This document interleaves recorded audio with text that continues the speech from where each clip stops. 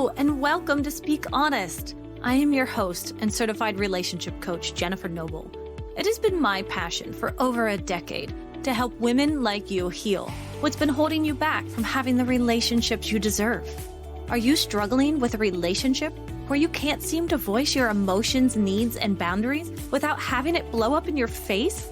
Then you have found the right podcast, my friend. Get ready for practical tips, empowering truths, and honest conversations. Now, let's dive in. Hello, everyone, and welcome back to another episode of Speak Honest. I'm Jenn Noble, your relationship coach. And on today's episode, I am so excited to get to talk to a very, very close friend of mine, my bestie, Jordan Harmon.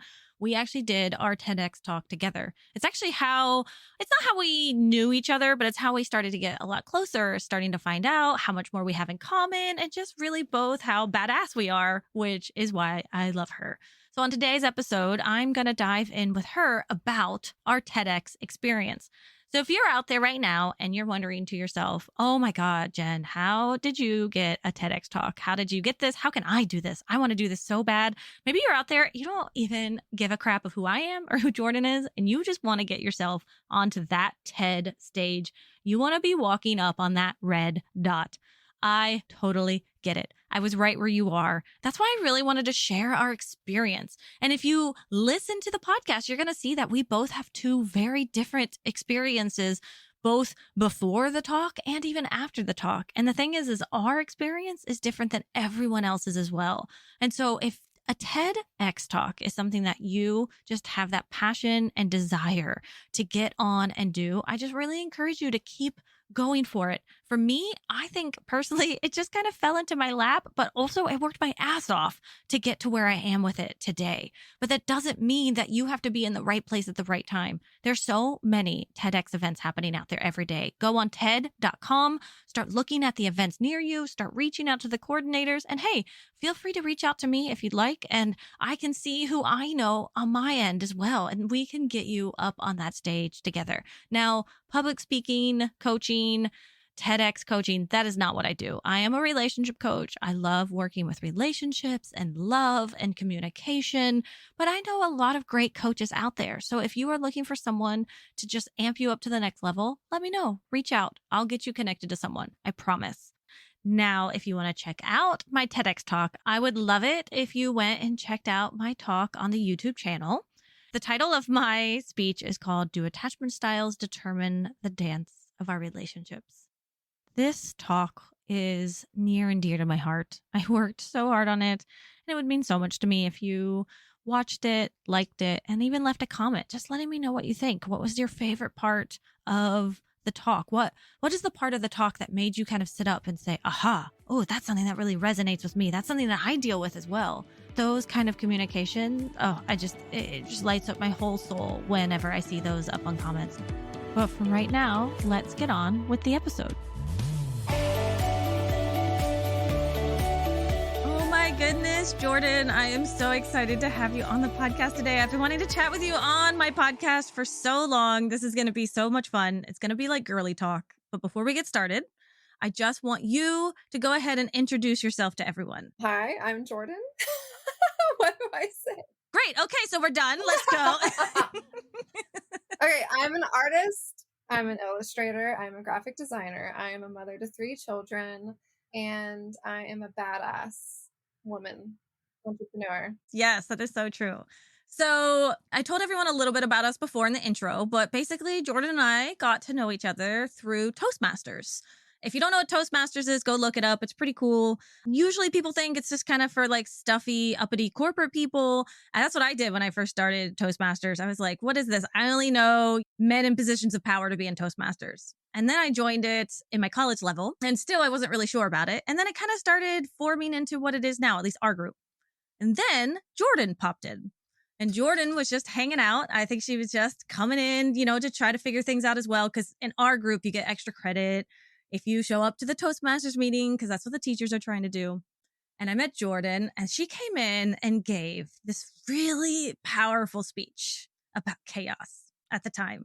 And I remember, I had no idea who she was at the time. And now she's like my bestie. It's fine. But she started giving this speech, and it was just like things started clicking in my mind as to what she was talking about, but also I was just like enamored with her speech style and the things she was talking about and the passion behind it. And at the time, Mission College was about to host a TEDx talk. So that's what I want to get into here. Jordan's TEDx is called Embrace the Chaos. Beautiful, beautiful speech. If you get a chance to go and watch it, I'm going to put it in the show notes. But that is how Jordan and I started developing an even closer relationship. We're both mothers. We were both a bit older students at Mission College. And here we are thrown headfirst into this TEDx talk. And that's what I want to talk about today. No pun intended. But I want to talk about our experience because hello, like we did a fucking TEDx talk, Jordan. I know. I still process it. See, I can't even articulate sometimes. Which is ironic considering. Yeah. Let's start at the beginning, right? What was it like for you when you found out that you were going to do the TEDx talk? Talk me through that. Oh my God. I didn't even think I had a chance. I remember my teacher saying, "Oh, you should try out for the TEDx talk." And I looked at him like, "What are you talking? No." Like, what?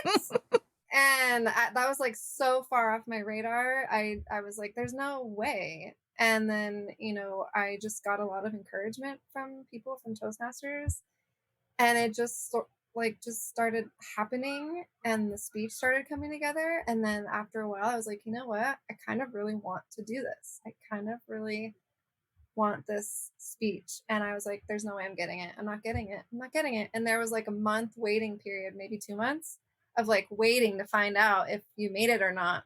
That's right. Because we had to actually do our speech, right? Like kind of at least put most of it together. And we had to film ourselves giving the speech. There was so much process, and this was just the application. So a lot of people did this.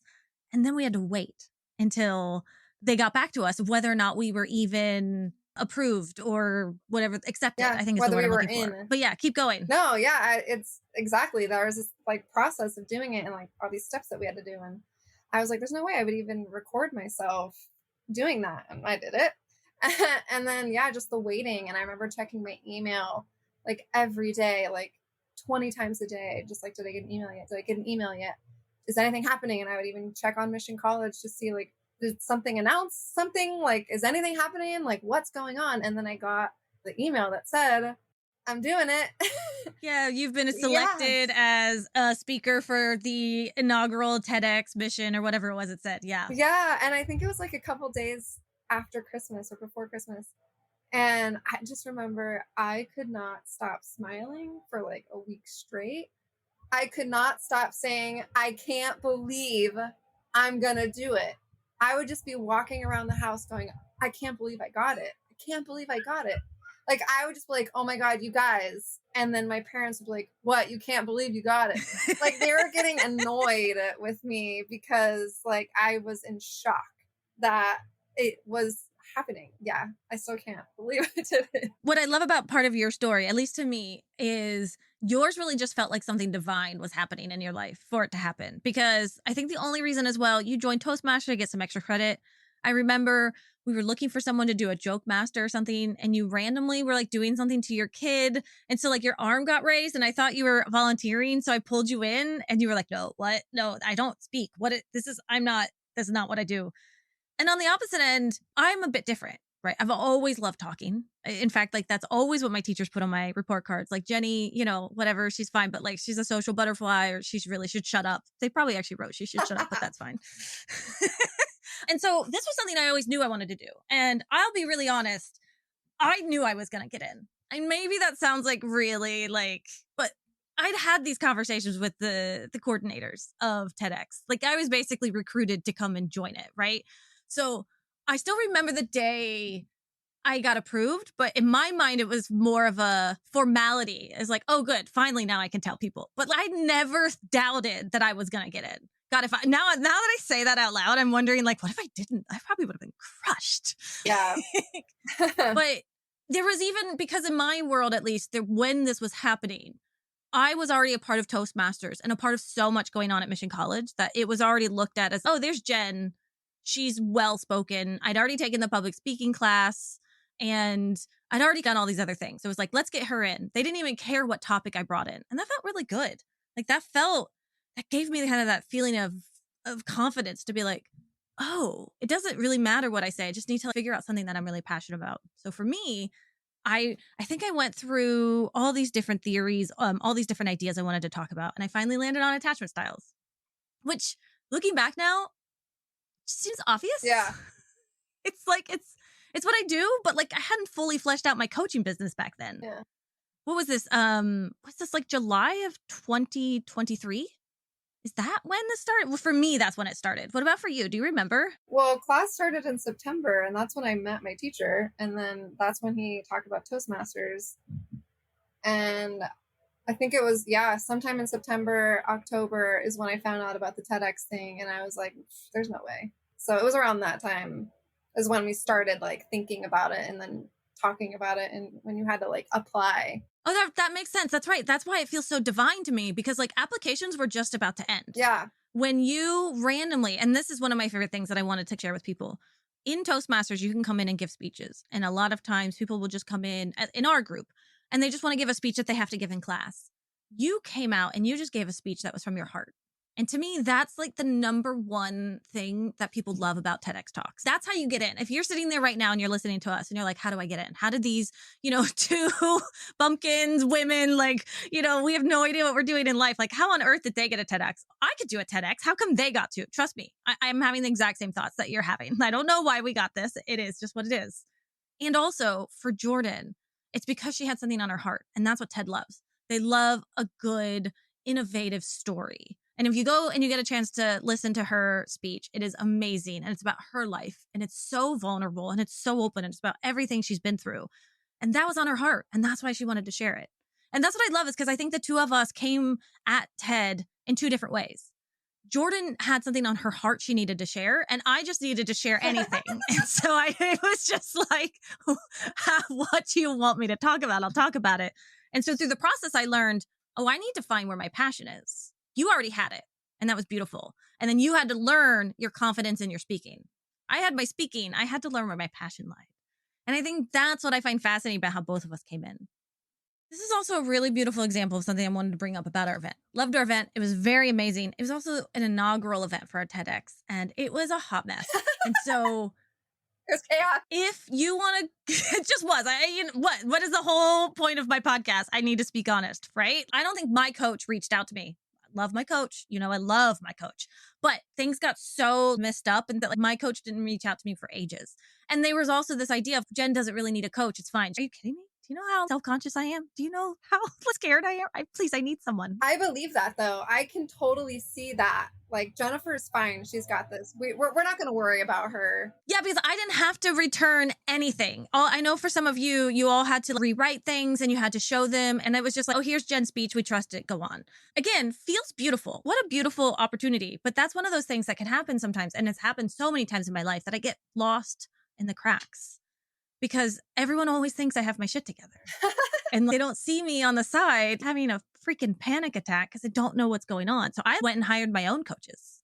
I went and hired a couple of TEDx coaches myself just to help me through this process. I reached out to some women in my groups, and they were so sweet, and they came in and helped me. And I think that just kind of community of women around me just really lifted me up to a level of immense just confidence and passion that I hadn't had yet before that speech. That's really beautiful. I didn't go looking for anything because it did feel so divinely guided. I was in this space of like, I'm here for some reason. I was like, I'm just going to fall into it, lean into it. And I know that I will be guided toward whatever I need to be guided toward. And I loved my mentor. He's amazing. I reached out to him first because I couldn't wait. I was like, I think I reached out to him. You were like, let's get started. Yeah. And going to Toastmasters meetings constantly every week, that was always building up my confidence too. And I think even just being around you and everybody else, and I think just that open communication between all of us and how we were all like, oh my God, can you believe it? So speaking of the other people, I want to actually give them props. In fact, I'm going to make sure their links get put in the show notes as well. I think we had a really unique TEDx event to where we were really close with each other.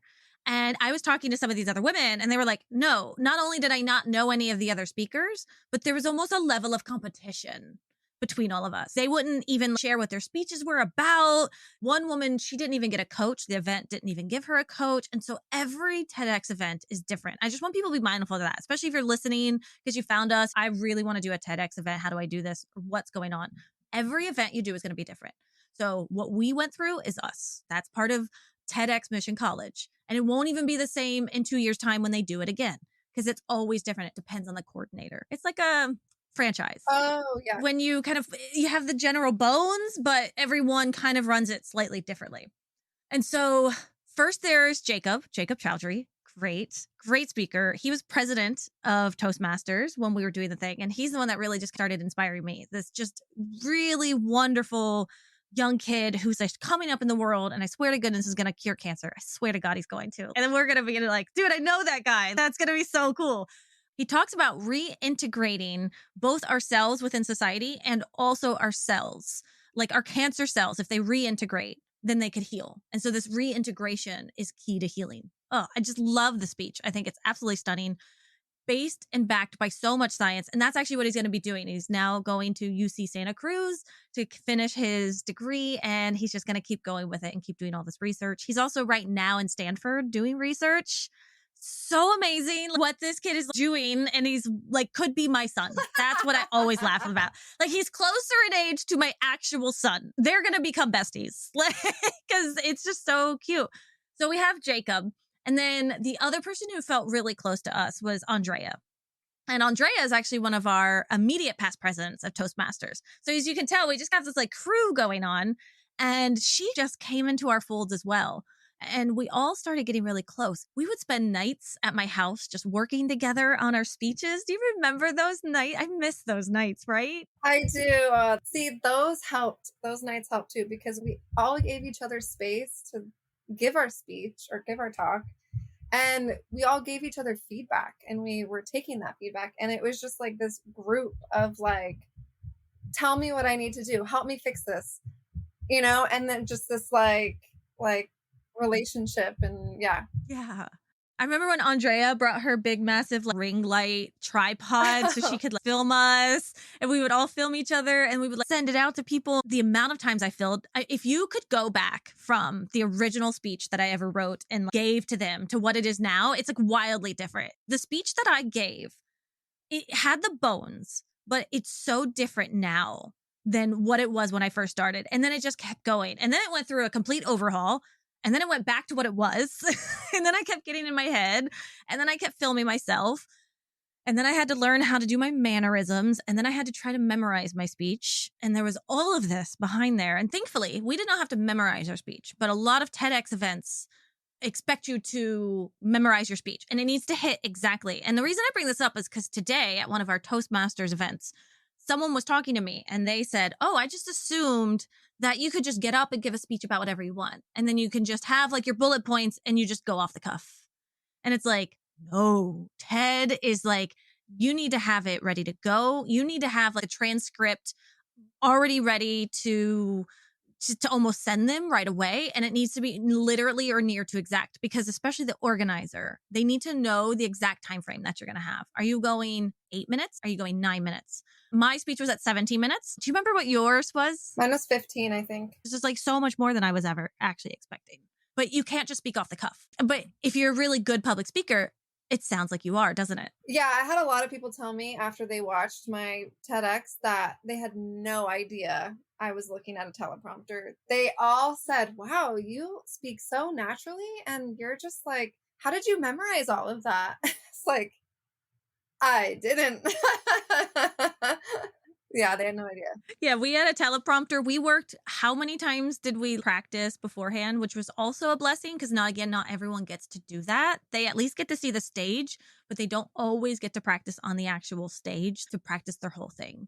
So we got to go up there. We got to practice with our teleprompter. This was a big deal for Mission College too, though, right? This was for them, their big TEDx event. TED is such a big deal, but it was different. We worked with a professional company, Spirinity, in terms of trying to get all of this filmed, and they did an amazing job with all the editing and then the teleprompters, but we had to stick to our script. There was one person, oh, I feel so bad for her, and I forget which one it was now, but there was one person in our thing, I remember, it's like she got lost in her script.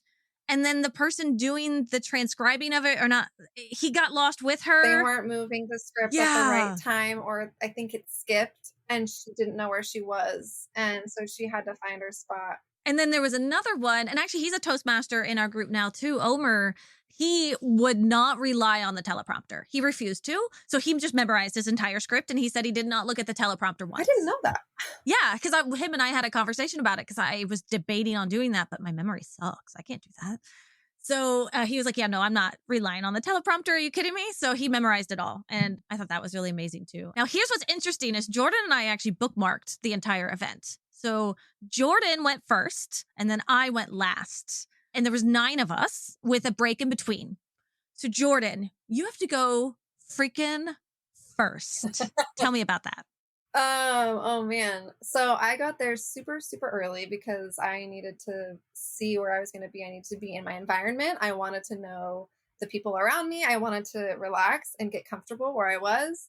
I took a shot of Fireball, full disclosure. I was so nervous. And I think just being there and just talking to the backstage people and hanging out with the mic people and like the cameraman and just like talking to them and chatting really loosened me up a little bit. And yeah, I just remember when it was starting and the coordinator of everything was speaking and leading the thing. And oh, actually, I think it was Omar's sister who was emceeing, and she announced my name and everybody was clapping. And oh my God, it's surreal. I remember walking slowly to the red dot and I stepped on it in my boots that I never wear. my blazer looking all like professional and my ripped jeans. And oh yeah, you know what? Just like seeing the teleprompter and I think all the lights too. You can't see like so many faces. You just see like kind of, it's like darkness a little bit and you just see like the lights. It just like came out. And then as soon as I was done, I was so happy. Oh my God, I wanted to run away.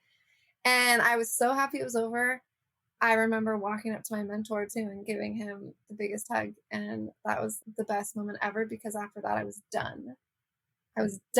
And then I could just watch everybody else. Now that I really listened to you, what a different experience we had. Because for the 5 hours, I had to live in pure anxiety watching everyone else go until it was my turn. And it was just that I now see like, man, if I ever do this again, I'm going first. I need to just go first. I need to get over with. I'm actually happy I went first now. Yeah, because I had to go and I wanted to be there for yours and I wanted to be there for Jacob. So I got there really early and I wanted to be there for everything going on. I didn't want to miss anything. But that meant it was actually a really long day for me. So by the time I went up, this is actually one of my disappointments. I think I've shared with you in the past, but by the time I went up on stage, we were already so behind that people were leaving. They had already started cleaning up outside and I felt like an afterthought. I just want to be really real about that because here it was thinking, great, I'm going to end it. It's going to be so good. But I got mic'd up. I went down there and I like to be honest about this part of it, but I looked out into the audience and it was really low, meaning there was no one there. When I was seeing your speech and I was seeing it was given, people were hyped. They were excited. The audience was pretty filled up. It was earlier on in the day. By the time it got to me, I think we were just exhausted. Everyone was done and most people had left. And I remember being up on that stage and in that moment, feeling upset about that.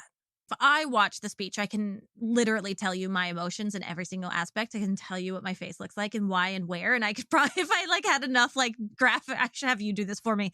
I could like be like, watch my eyes here. You can see how sad I am. And then I was like, okay, you know what, Jen, just shake it off. You are up on the stage. This video is going to go out. No one's going to know how many people are in this audience. I mean, now they do because I just told everyone, but like, they're going to make it look good. It's not a big deal. This is the moment you've been waiting for your entire life. Your kid is out there. Your husband is out there. You can see them perfectly. They're so proud of you. And then a couple times where I almost started crying because I could see them and how excited my son was of me and how proud he was. And it was just an amazing feeling. Now, I want us to get into what it's been like in the aftermath. So February 29th, we gave our speech at Mission College. February 29th, 2024.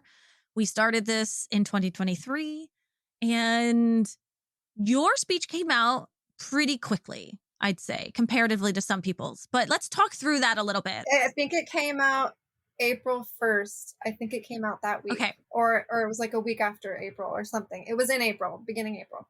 I had been doing all this research ahead of time, right? I had the TEDx coaches. We'd had actually a TEDx speaker come in and talk to us, Terry Kingston, with our Toastmasters group. And so we had all this kind of experience understanding when you give your talk, it will take months to come out.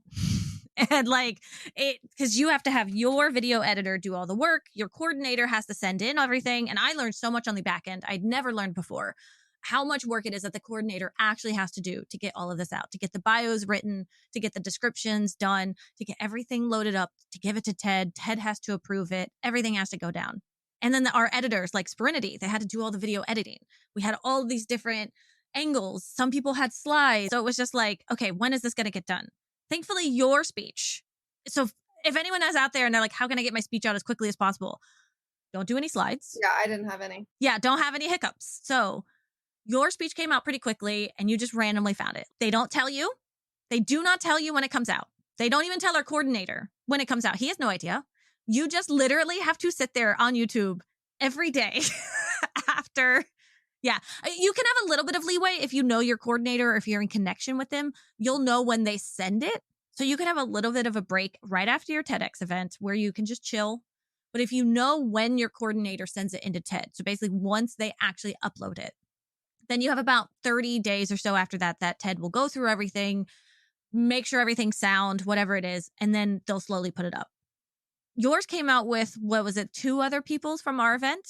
Is that right? Was it Karen's and maybe Bob's? It wasn't Karen's. It was Bob's and Omar's. And I think it was just me, Bob, and Omar. I think it was just us 3. Okay, so you, Bob, and Omar. Oh, that's right, because Karen had slides that you helped make for her, actually. Yeah.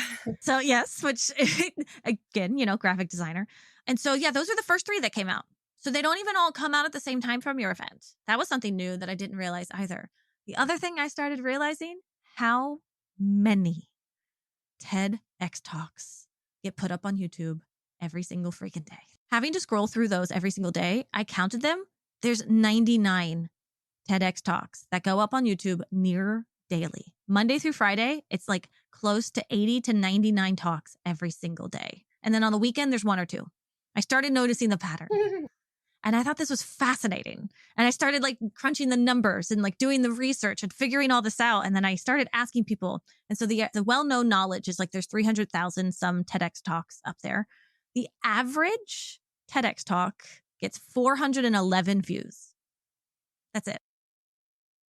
Like, it's wild to me. What did you think after your TEDx talk was going to drop on YouTube? What did you think was going to happen? Because you know me, I'm a bit of a TEDx super geek. Yeah. But what about for you? Well, I mean, obviously I was like, oh my God, I'm a superstar now. Everybody's going to know who I am. And it's going to be seen by millions of people. Yeah, right? Like the Brene Browns and all that stuff. But at the same time, I was also like really proud of myself. And a lot of people, everybody I knew I was doing that. And I've been talking about it. And so I was like, here it is finally. Look, here it is finally. Look, And I think because I don't have I'm not a relationship coach, my topic is just like kind of from my heart. I don't have like I don't want to say agenda, but it's not connected. I shouldn't say that. Everything is connected. So like what you do. Yeah. Like I'm an artist. Yeah. No, and that makes sense because you're an author and an artist, but even what you authorize? No, even what you write about, excuse me. Like your first book was a children's book that had all of your art in it and it was in the ABCs. Beautiful book, by the way. I'm going to put all of that in the show notes. But your second book that you're working on right now, it's about art, isn't it? Yes. So, and your TEDx talk had nothing to do with art. No, but it's funny. I mean, I know that everything is divinely orchestrated. I don't want to say orchestrated. I don't want to get too spiritual, but I just always trust that everything happens for a reason. And it reminds me of, like Steve Jobs, where I think he says something about how everything you do leads to like one moment, but if you would go from that one moment and you look back, everything you had no idea would connects to it. So like, I'm not working towards helping people with their chaos. That's not my job, But as an artist, and with the book that I'm writing right now, which is about paint and thread, and it's my embroideries that I merge the two different mediums, I do talk about chaos and organization in the book. I talk about unifying the two different mediums. I talk about merging them. I talk about, having them dance together. So that idea that's in my talk is also in my book. It's just not like right there. Yeah. So your third book will be all about embracing the Yes, chaos. my Got it. third book. It'll be all of your art from your like chaotic time in your life and all this stuff. But yeah, I hear what you're saying, whereas I'm like a coach, right? Or I'm working even towards becoming a therapist, a psychologist one day. I'm like one of those type of TEDx talk people that's coming. When you are a therapist, something like your TEDx talk is going to be massive for, especially if you're a therapist that's helping people to learn how to accept their chaos that's going on around them versus trying to constantly fight against it. And that's one of your big things. But you're absolutely right. It's different. And even with Bob has kind of an agenda as well. In fact, and this is a really big thing, and I don't bring this up to call out Bob or anything like that, but his TEDx talk got flagged in the beginning process because he kept bringing up his tutoring program. And you cannot self-promote on TED. And I was not allowed to bring up the name of my business. The most I could do was say that I'm a relationship coach because that's part of my credentials. That's it. But I couldn't say over at Speak Honest, where you can get your free workbook here. None of that kind of stuff. Whereas Bob kept talking about Elevate, which by the way, Elevate is a great program. Absolutely amazing. It's a tutoring program used to help students and learn to help them fail. And Bob's talk is so good. I was so enthralled by everything it was he was saying, but they had to tell him, you got to stop self-promoting. And so you can only do that slightly, like in the description over here. But that's also important because there's a ton of people that want to go and get a TEDx talk because they want to promote themselves. And they're like, this is the greatest opportunity to do that. We've all seen that. Like it changed, Brene Brown's life. All of these other people that have had a chance, like Kristen Neff, but she was already doing her self-compassion before she did her TEDx talk. All of these kind of things were going on. But they really just want you to come in with an innovative idea. That's all they want. They don't want you to self-promote. But listen, like you got to do what you got to do then after it's done. Because me, hell yeah, I'm going to promote the hell out of that thing now. Like I'm so proud of it. I'm so excited. It's actually started helping almost shape my coaching program because it started really helping me to niche down, to like really focus in on what is it that I'm passionate about? What is it that I want to do? So interesting. I feel like mine's backwards. My TEDx is helping me. Yes, exactly. Because I've always had that passion, and I'm always like that psychologically philosophical person, I'm always thinking all these thoughts, but I'm like, I don't know how to translate that into a physical form of like a job or a career. Yeah. But like you had that relationship coaching and then you were like, it's like opposite. I feel like a lot of our experience with TED has just been even down to the point where you went first and I went last. Like, I do feel like we've had totally two different experiences and yet at the same time, the same one. And that's what's so important when I'm looking at the TED event and looking at everything going on is everyone's just kind of have their own experience of what's going on. So one of the women I was talking to, just speaking of different experiences everyone's going to have with their TEDx events, her video got lost. All of the videos at her event, they don't exist anymore. So she didn't even get to put, that was like a fear of mine. I was like so afraid to have my video lost. I was afraid TED wasn't going to put my video up. So just to kind of move the conversation along just slightly. So Jordan's goes up on April 1st or kind of in that time frame, which is really only just like a month or so after the event, which is kind of wild. And then there was those of us who had our slides. So they had to do all that. And then apparently they were sending me emails that I wasn't getting. And they were trying to ask me, how do you want your slides up and all this stuff? And it still blows my mind. And yeah, I get really upset with them because I think to myself, you know me, I work there. I go to school there. Just stop by and ask me a question. You know where my office is. Nobody thought, hi, Jen, super anal and controlling about everything that has had to happen with TEDx so far. No one thought I had an opinion. Seriously? So they just put it up. So they just put my talk up, didn't tell me to review it or anything like that. I saw it go up. I was so excited. This was back in, was it May, maybe? Mm-hmm. There's a typo on my speech. There was like no D. I think it was like a L or something like that. They had no slides up and none of the description or bio that I wanted up there was there.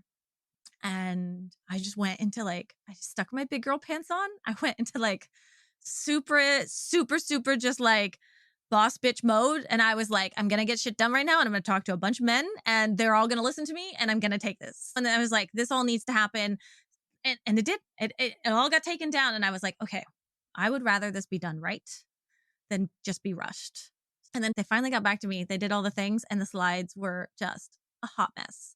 And I was like, I sent you guys the whole breakdown of how I would like this to be done. At one point in time, they held up the picture of Bowlby and Ainsworth for like a good 45 seconds. Do you know how long 45 seconds is? That's a long time. Yeah, I counted it. And I was like, so I went through again and was like, can we please put this here? Can we put this here?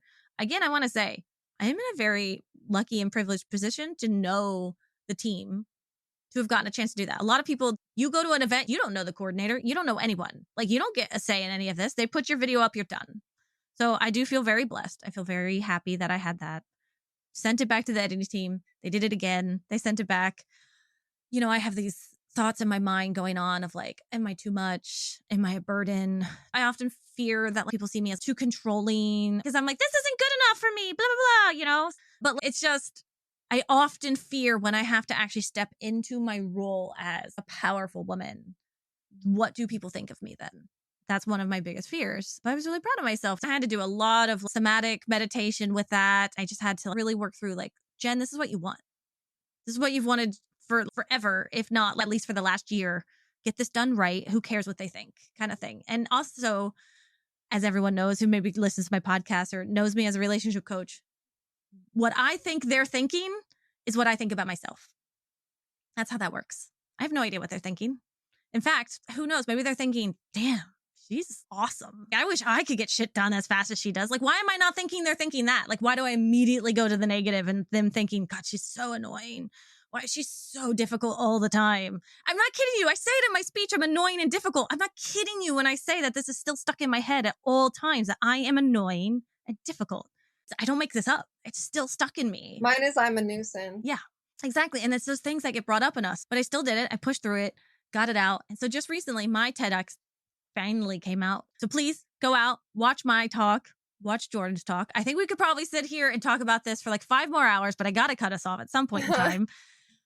But as we wrap up, Jordan, I would love for people to know how they can get to know you more. Tell me a little bit more about where they can get your books or how they can find you or follow you. Yeah, so you can follow me on Instagram. My handle is Jordan Harmon Creative. My name, Creative. And I'm always posting stories about with my kids and, you know, what I do during the day and, you know, put stuff about my art. For my children's book, you can get it on Amazon. It's called So Many Animals. And you can also actually buy it directly from me from my website, jordan-harmon.com. And I still have about 15 copies with me still. So you can buy them directly from me, which is a little bit cheaper since I get the printing price and Amazon kind of ups it a little bit. And I'm also working on my second book, which should be out by the end of this year. It's going to be titled Paint and Thread by me, and it's going to be about my embroideries that I make with paint and thread where I combine the two mediums. So excited. Jordan let me take a look at this book today, by the way. She has like a proof of it and it looks amazing. Like I can't even wait for it to come out. I think it looks so beautiful. I'm so excited. I can't even describe how excited I am. I've been working on this book for over 5 years. That's amazing. Some of the pictures in it are that old. I don't even have most of these embroideries anymore because they've been sold. So I'm super excited. You can follow me on my Instagram. I'm always on there. Well, when your book comes out, I'd love to have you on again and we can go through it. And because I was looking at it, it's so different than your children's book, which your children's book, it's just so colorful and beautiful. And it's just really simple and just like this really powerful kind of thing of all your different cute animals as they're going. And then all of a sudden you showed me this proof of this book. And I was like, this is amazing. Like I wanted to read it. Like I was mad I had to give it back to you because I was like, there's so much more on here than I was actually expecting. And just the way that it's formatted and the colors and the organization, it is just on point. It is so I'm just excited for it. Okay. Well, everyone, this is Jordan. This is our experience with our TEDx talk. If you want to find out more, let me know. I can always have Jordan back on. If you are happy with what you're listening to here on Speak Honest, please go ahead and leave a review. I still have a goal for the end of the summer to get 3 new reviews. So please. And if you want, go ahead and check out our TEDx Talks. As always, I'll put there's going to be so many links in the show notes today, y'all, but it's going to be totally worth it.